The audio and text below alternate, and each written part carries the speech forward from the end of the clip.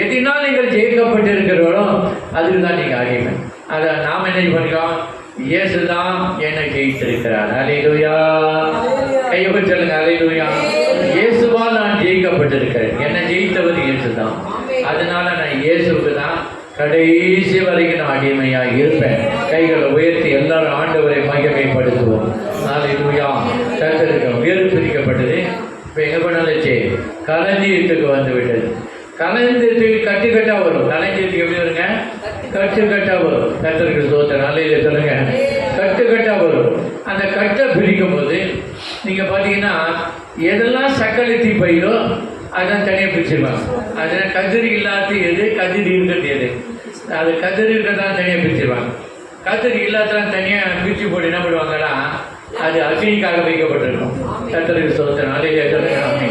அப்போ களத்துக்கு வரும்போது தான் அது எது உண்மையாய் கனி கொடுப்பது எது, உண்மையாய் கனி கொடுக்காமல் இருப்பது எது, ரெண்டு வேறு பிரிக்கப்படுகிறது.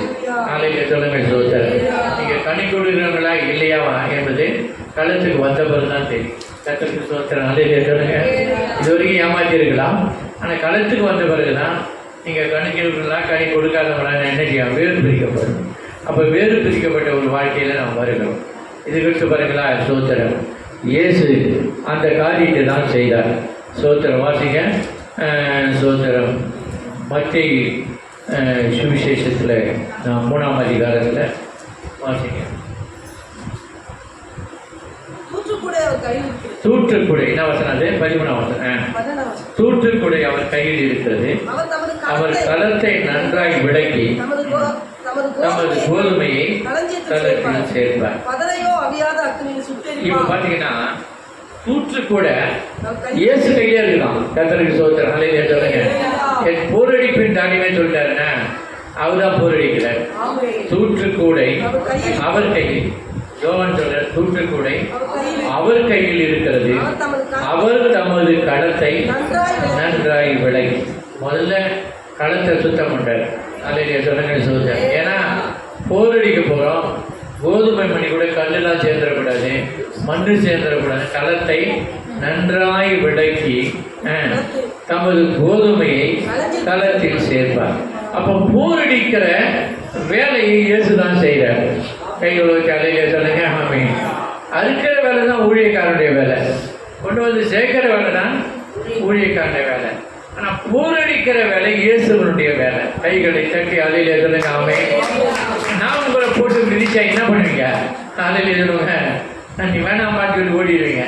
ஆனால் போரடிக்கிறவர் ஆவியானுடைய வல்லமைக்குள்ள நம்மளை போரடிக்கிறார். கர்த்தருக்கு ஸ்தோத்திரம். அல்லேலூயா சொல்லுங்க. ஆவியினாலும் வசனத்தினாலும் அபிஷேகத்தினாலும் ஆண்டவருடைய உபதேசத்தினாலும் நாம் என்ன சொல்றேன்?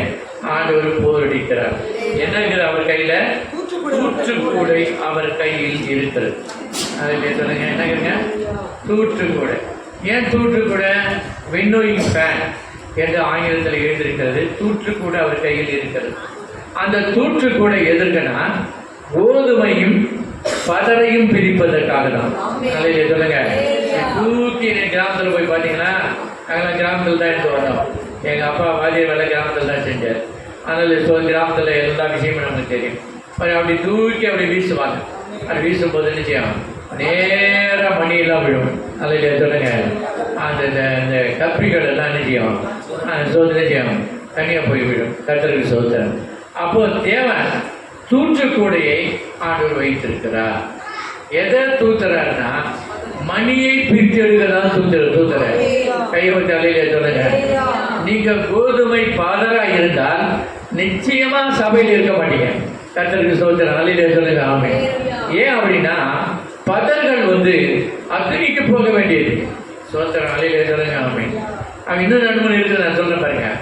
இந்த கோதுமை குறித்து தூற்றுக்குடைய குறித்து இந்த நாலேஜ் இருக்குது சொல்றேன் உங்களுக்கு. அல்லேலூயா சொல்லுங்க. ஆமாம். முதலாவது தூற்றுக்குடை அவர் கையில் இருக்கிறதுனால தூற்றி கொண்டே இருக்கிறார். எதனால தூற்றாரு?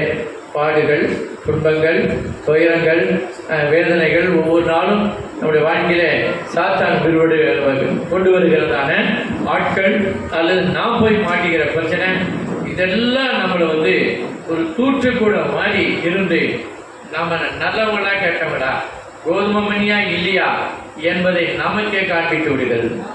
சொல்லுங்க, அல்லேலூயா, அல்லேலூயா சொல்லுங்க. எல்லாம் ஒன்றா இருக்கும்போது நீங்கள் உண்மையாக பரிசுத்தமாக இருப்பீங்க. நீங்கள் உங்களை மாத்திரம் ஒரு நாள் 2 நாள் ஒண்டியாக விட்டுட்டு பாருங்க, அப்புறம் என்னென்ன பண்ணீங்க உங்களுக்கு தான் தெரியும். கர்த்தர் ஒரு நாள் ஒண்டியாக விட்டுட்டா, யாருமே வீட்டில் இல்லை, அப்போது நீங்கள் ஜெபம் பண்ணுவீங்களா, வேதம் வாசிப்பீங்களா, டிவி பார்ப்பீங்களா, வேற எதனா பண்ணுவீங்களா? உங்களை சோதிக்க சில அப்படி சில காரியங்கள் உங்களை இலட்சியம் வரும். கர்த்தருக்கு சோதனை சொல்லுங்க. நீங்கள் பாவத்தை தேடி போவீர்கள், அல்லது பாவம் உங்களை தேடி வரும். கர்த்தருக்கு சோதனை சொல்லுங்க. நான் நல்லா தான் இருக்கிறேன், உண்மையாக தான் பரிசுத்தமாக இருக்கிறேன், இவன் ஏன் என்கிட்ட வந்தான், என்கிட்ட பிரச்சனை பண்ணுறான் அப்படின்னு சொல்லினா சாத்தானால் அவர்கள் அனுப்பப்படுகிறார். கர்த்தருக்கு சோதனை சொல்லுங்க. அவர் ஏன் சொல்லிட்டாரு, இந்த சாத்தா என்கிட்ட வரான், அவனுக்கு என்கிட்ட பண்ணா கிடையாதுன்னு சொல்லிட்டாரு. கர்த்தருக்கு சோதனை சொல்லுங்க. அவன் சாத்தா என்கிட்ட வரான், அவனுக்கு இடத்துல அப்போ தேடி வருகிறான். அப்போ இயேசு உபவாசம் இருந்தாரு, அதேத்துக்கான சாத்தா வந்தான், இவர் அப்படின்னாரு, அவன் தான் வந்தான், சோதிக்கிறவன் வந்தான், பொல்லாங்கன் வந்தான், சோதனை. அப்போ நீங்கள் பார்த்தீங்கன்னா உபவாசம் இருந்தால் தான் சோதனை நிறைய வரும். சோதனை நாளில் உபவாசம் இருக்கும் பொழுதும் உபவாசம் முடித்த உடனேயும் சோதனை நிறைய வரும். அதனால் உபவாசம் பண்ணுறவங்க கவனமாக இருக்கணும். இயேசுக்கு உபவாசம் பண்ணும் பொழுதும் உபவாசம் முடிச்ச பிறகு தான் சோதனை நிறைய வந்தது. கண்களிச்ச, மாம்சனிச்ச, ஜீவனத்தின் பெருமை இதெல்லாம் நிறைய வந்தது.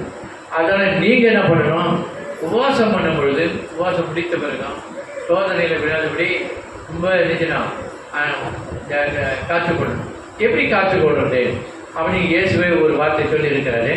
என்ன சொல்லிக்கிறாரு, நீங்கள் சோதனைக்கு உட்படாதபடி, நல்ல சோதனைக்கு உள்ள போய் விடாதபடி, நல்ல மறுபடியும் சொல்றேன், சோதனைக்கு உள்ளே போய் விடாதபடி வீட்டில் 1 மணி நேரமாவது, அவர் என்ன கேட்கிறாருங்க, 1 மணி நேரமாவது விழித்திருந்து ஜெபிக்க கூடாதா? அல்லையா சொல்லுங்க. அப்போ 1 மணி நேரம் நீங்க ஜெபிக்கலன்னா கண்டிப்பா விழுந்து போயிடும். அல்லையா சொல்லுங்க. சொல்றேன்.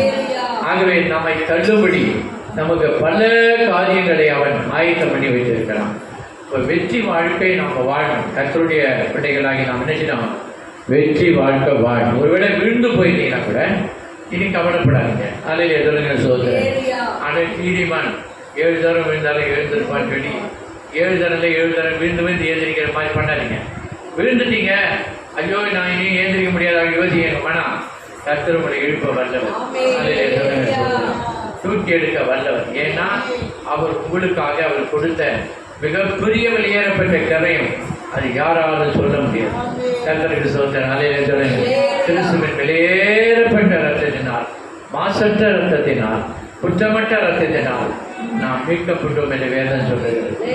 ஹல்லேலூயா, ஹல்லேலூயா. ஆண்டவருக்கு மகிமை உண்டாவதாக. அப்போ உன்னை பார்த்து என்ன சொல்றாரு, போரடிப்பின் தானியம், களத்தின் கோதுமையே. ஹல்லேலூயா. போரடிப்பின் தானியமே, களத்தின் கோதுமையே அப்படின்னு நம்மளை பார்த்து ஆண்டவர் சொல்றாரு. கர்த்தருக்கு ஸ்தோத்திரம். ஹல்லேலூயா. ஆண்டவருடைய நாமம் மகிமைப்படுவதாக. கர்த்தருக்கு ஸ்தோத்திரம். அப்போ களஞ்சியத்துக்கு வந்துட்டு எல்லா கோதுமையும் கலந்து வச்சு இப்போ போர் அடிக்கிற வேலை. போர் அடிக்கிறதா நான் சொன்னேன், காலடி மீதியடி ரெண்டும் கண்டிப்பாக நடக்கும். கர்த்தருக்கு ஸ்தோத்திரம். நாளையிலே சொன்னேங்க. சரி போகட்டும். இப்போ பார்த்தீங்கன்னா அந்த கோதுமையை அந்த தூளோடு, அந்த கப்பியோடு, அந்த பதரோடு தான் தூக்குவார் இவரே ஏசுனார். நல்லா கவனிக்கிறேன். மரத்தில் எல்லாத்தையும் எடுப்பார். சோத்திரம். அப்போ என்ன செய்யும், கோதுமை என்ன நினைக்கும், கோதுமை என்ன நினைக்கும் நீங்கள் யோசிச்சு பாருங்க. கோதுமை என்ன நினைக்கும், ஏண்டா நான் தான் சோத்திரது, இப்போ மணியெல்லாம் தனியாக பிரிச்சுட்டாங்க, கோதுமையும் நிறைய கிடைக்குது, அதோடைய பதர் கிடைக்கிறது, கப்பிகள் கிடைக்குது, இப்போ சோத்திர கோதுமை கிடைக்கும், நான் தான் வேறு பிரிக்கப்பட்டேன், இதுங்களும் சேர்ந்து கூட வந்தேன் அப்படின்னு கோதுமை யோசிக்கும். நல்லா கவனிக்கணும். அதில் கோதுமை என்ன நினைச்சிக்கும், தூத்தர வரைக்கும் நினைச்சியான், மரத்தில் பாதி தூத்தர வரைக்கும் நினைச்சிய ரெண்டுமே உயர்த்தப்படுகிறது. கைகளை விட்டு அலையிலே சொல்லுங்க. எது உயர்த்தப்படுது, எது உயர்த்தப்படுது, கோதுமையும் உயர்த்தப்படுது, கப்பிகள் இந்த எல்லாமே உயர்த்தப்படுது.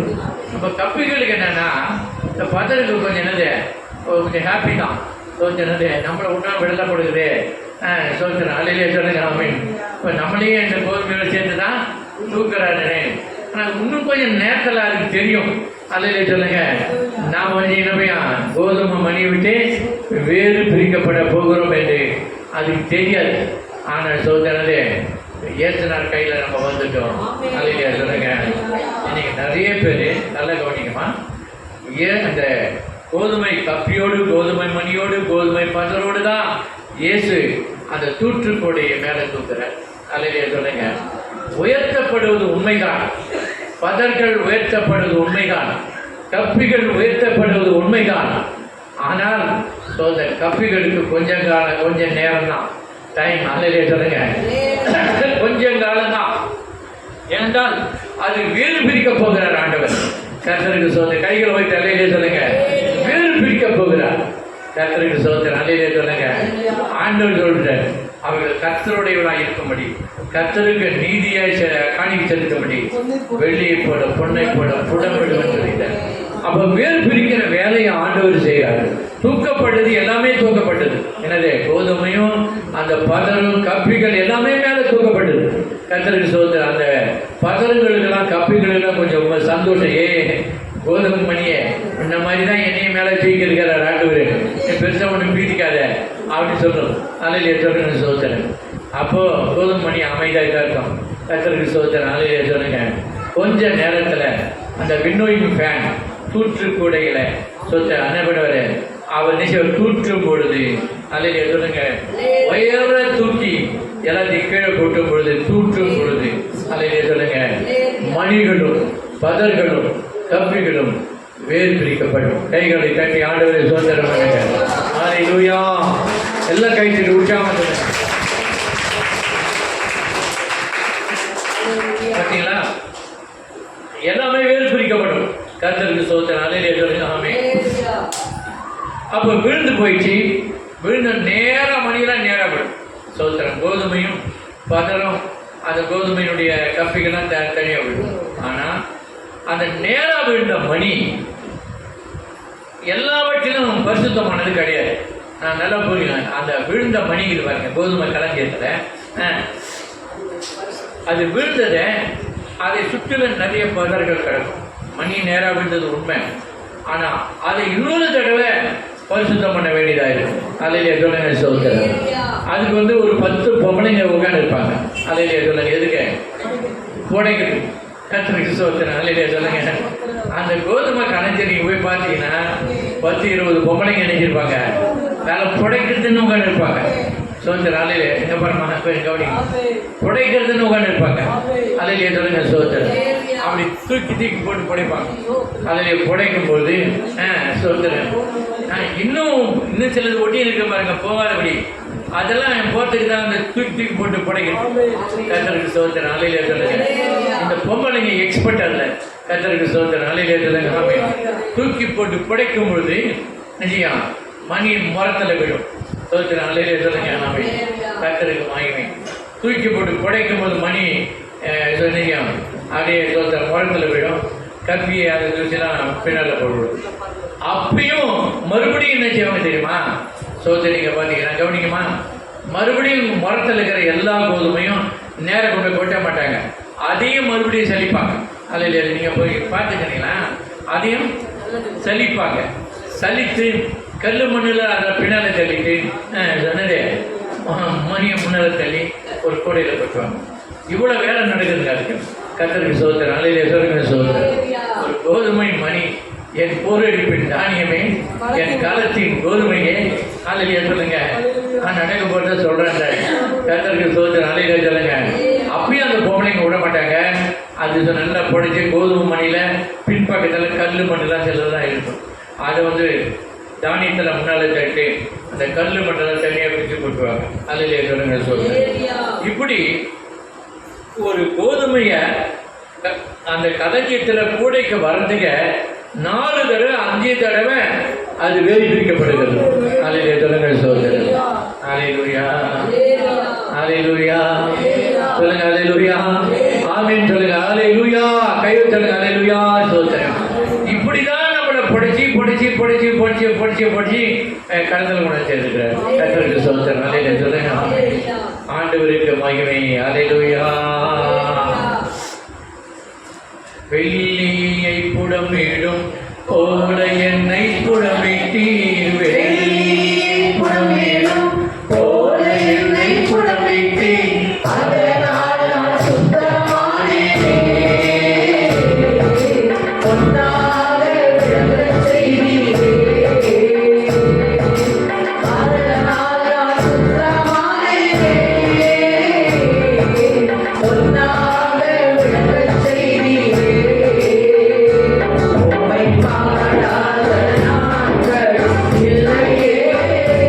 உம்மை தேடாத நாட்களும் இல்லையே.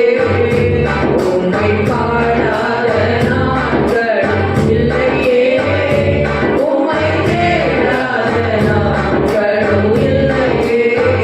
வெள்ளியை புடமிடும் போல என்னை புடமிட்டீர். வெள்ளியை புடமிடும் போல என்னை புடமிட்டீர். அதனால் நான் சுத்தமானேனே. பொன்னாக விளங்கச் செய்தீரே. அதனால் நான் சுத்தமானேனே. பொன்னாக விளங்கச் செய்தீரே. உம்மை பாடாத நாட்களும் இல்லையே. உம்மை தேடாத நாட்களும் இல்லையே. உம்மை பாடாத நாட்களும் இல்லையே. உம்மை தேடாத நாட்களும் இல்லையே. 4-5 தடவை படிச்சு எடுக்கிறாங்க. நீங்க மனம் தோறும் போது ஒரு தடவை படிக்கிறார். அலையில சொல்லுங்க. ஞானஸ்தானம் எடுக்கும் போது ஒரு தடவை படிக்கிறார். சபைக்கு வந்த பிறகு ஒரு தடவை படைக்கிறாரு. அபிஷேகம் பெற்ற பிறகு ஒரு தடவை படைக்கிறாரு. வசனத்தை வாரம் சொல்லும்போது ஜனம் படைக்கிறாரு. அலையில சொல்லுங்க. இயேசுவின் வருகையில மொத்தமா படிச்சாரு. குறைவுள்ளதான் அங்க தீட்டானதான் மேல போக முடியாது. பதறலாம் மேல போக முடியாது. அலையில சொல்லுங்க. சோதரன். அலையிலுயா. அதனால்தான் 4-5 தடவை படைக்கிறேன். கர்த்தருக்கு ஸ்தோத்திரம். அலையிலுயா சொல்லுங்க. படிச்சு எடுப்பாரு. உன்னை பசுத்தமாக்குற வரைக்கும் படிச்சுனே இருப்பாரு. உன்னை சுத்தமாக்குற வரைக்கும் படிச்சுனே இருப்பாரு. சோதனை, வேதனை, ரோதனை எல்லாமே வரும். அலையிலுயா சொல்லுங்க. சோதரன். கர்த்தருடைய தேவபக்தியாய் நடக்க மனதாய் இருக்கிற யாவரும் துன்பப்படுவார்கள். துன்பமே வாழ்க்கை கிடையாது. ஆனா நீதிமானுக்கு வரும் துன்பங்கள் அநேகம். ஆனா நின்று விடுவிப்பேன் சொல்லியிருக்கிறார் ஆண்டவர். துன்பமே நம்முடைய வாழ்க்கை கிடையாது. அந்த துன்பத்தை நம்முடைய வாழ்க்கையில அனுமதிக்கிறார் தேவன். சிலுவையை நம்முடைய வாழ்க்கையில அனுமதிக்கிறார். ஒவ்வொருவருக்கும் ஒரு வீட்டுல ஒரு சிலுவை இருக்கும். அதையில சொல்லுங்க. சொல்றேன். நீங்க அதை சுமந்துதான் அவனு. வேற வழியே கிடையாது. ஒன்று மனைவியா இருக்கும், இல்ல கணவனா இருக்கும், இல்ல நாத்தனாரா இருக்கும், கோயிலியாரா இருக்கும், அது ஓர கட்சியா இருக்கும், அது பக்கத்து கட்சியா இருக்கும். அதில் சொல்லுங்க. சொல்றேன். ஏதோ ஒண்ணு உங்க வீட்டுல உங்களுக்கு சிலுவையா கண்டிப்பா இருக்கும். அதை விட்டு நீங்க ஓட முடியாது. அதில் சொல்லுங்க. சொல்றேன். நீங்க வேலை செய்யறதுல ஒண்ணு இருக்கும். அதில் சொல்லுங்க. சொல்றேன். நீங்க யோசிச்சு பாருங்க. இதெல்லாம் ஏன்டா உங்களுக்கு நடக்குது? சிலுவை. அதில் சொல்லுங்க. துன்பங்களும் போராட்டங்கள் வரும். ஏன்னா நம்மளை புடைக்கிறாருன்னு அர்த்தம். கைகளை தட்டி ஆண்டவரை சோதனை பண்ணுங்க. கர்த்தரை திட்டாதீங்க. ஊழியக்காரனை திட்டாதீங்க. என்ன புடைச்சி எடுக்கிறார். நல்ல கோதுமை மணியாய் மாற்றி கொண்டு இருக்கிறார். அல்லேலூயா சொல்லுங்க. ஆமென். என் போரடிப்பின் தானியமே, என் களத்தின் கோதுமையே. ஒன்னையும் என்னையும் தான் சொல்றாருமா. எவ்வளவு பெரிய டார்கெட் போட்டு செய்யறாரு. அதை கர்த்தருக்கு ஸ்தோத்திரம். அல்லேலூயா சொல்லுங்க. இதெல்லாம் விளக்குனாதான் உங்களுக்கு தெரியும். கர்த்தருக்கு ஸ்தோத்திரம். ஒரு கோதுமை மணி நாம சாப்பிட்டோம். நிறைய பிள்ளைங்க சாப்பிட்ற சாப்பாட்டுல பாதி தள்ளிட்டு கைவிடும் அப்படியே. ஆனா அந்த பொருட்கை ஒரு மணி எங்கிருந்து வந்தது உங்களுக்கு தெரியுமா? அதனால எல்லாத்தையும் சாப்பிட்டு எழுந்திருக்கணும். போடுறது முன்னேல அளவா வாங்கிக்கணும். கர்த்தருக்கு ஸ்தோத்திரம். அல்லேலூயா சொல்லுங்க. சாப்பாட்டை வீணாக்க கூடாது. கர்த்தருக்கு ஸ்தோத்திரம். அல்லேலூயா சொல்லுங்க. ஆமென். அதற்காக எவ்வளவு பாடுபட்டு சம்பாதிக்கிறாங்க, எவ்வளவு பாடுபட்டு வருது, அது எங்கெங்கெல்லாம் தான் வருது. இதெல்லாம் யோசிச்சு பாத்தீங்கன்னா பாதி தூரம் சாப்பிட்டு தண்ணி போட்டு கவினா நீ என்ன விளங்காமையே போயிடப்படுது. கர்த்தருக்கு ஸ்தோத்திரம். அல்லேலூயா சொல்லுங்க. அப்படிலாம் இருக்கக்கூடாது. ஒவ்வொரு பருக்கைக்கும் நம்ம கடந்து சொல்லணும். கர்த்தருக்கு ஸ்தோத்திரம். வேண்டிய அளவு வாங்கிக்க. தேவையில்லாத வச்சிருங்க. அது அம்மா என்ன வேணா செய்வாங்க, அது வடகமா போட்டுருவாங்க. அப்புறம் ஹல்லேலூயா சொல்லுங்க சகோதரர். மீட்டு என்ன பண்ணுவாங்க? மீட்டு என்ன பண்ணுவாங்க? அம்மா சோறு மீட்டு என்ன பண்ணுவாங்க? காலையில தாளிச்சி தயிர் சோறு கொடுத்துருவாங்க. அப்படி இல்லைன்னா செய்வாங்க, வடகம் போட்டுருவாங்க. கர்த்தருக்கு சகோதரர் ஹல்லேலூயா சொல்லுங்க. ஆமென். புரியுதா? புரியுதா? ஹல்லேலூயா சொல்லுங்க சகோதரர். ஹல்லேலூயா. ஆமென். இரக்கம் உள்ளவரே மனதுருக்கம்